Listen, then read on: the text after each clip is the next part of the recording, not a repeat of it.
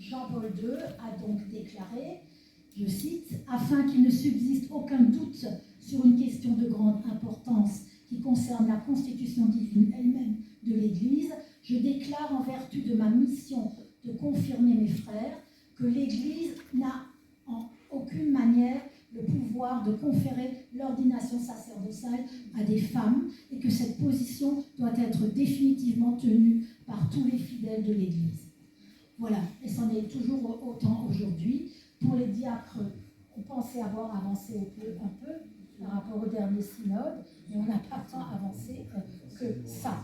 Alors, pour s'opposer à cette histoire de prêtresse, il y a un mouvement qui s'appelle les Roman Catholic Women's Priests, qui, depuis 2002, a ordonné des femmes. Donc, première, la plus importante peut-être, la démarche herméneutique de relecture des textes fondateurs et canons. Donc, selon une perspective moins androcentrée. Celles qui font ça sont des théologiennes. Moi, je ne pourrais pas le faire. Il faut avoir été formé à la théologie. Hein. Donc, ce sont des personnes qui maîtrisent les langues anciennes, quelle que soit donc, la religion concernée, etc. Et qui ont fait des études de théologie, hein, donc ils peuvent contester les choses parce qu'elles ont fait des études de théologie. Deuxième, la revendication du partage du pouvoir au niveau de l'institution. Parce que c'est à ce niveau-là que les femmes ont été exclues et le sont encore pour la plupart. Troisième, la réappropriation par les femmes de leur corps et de leur sexualité. Ce qui fait qu'elles commencent à avoir accès à certains lieux et à certains comportements jusque-là réservés aux hommes.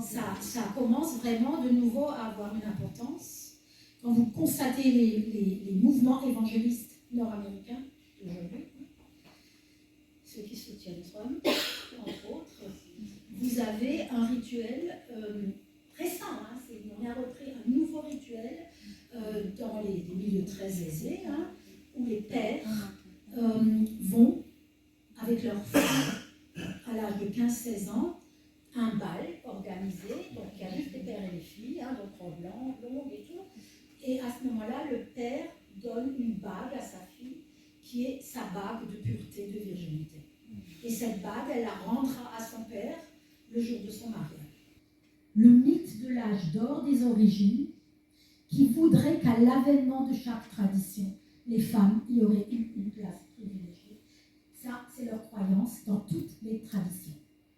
On vous dira, Jésus était féministe, Mohammed était féministe, le Bouddha était féministe, et pendant les premiers siècles de ces religions, tout était fantastique et égalitaire.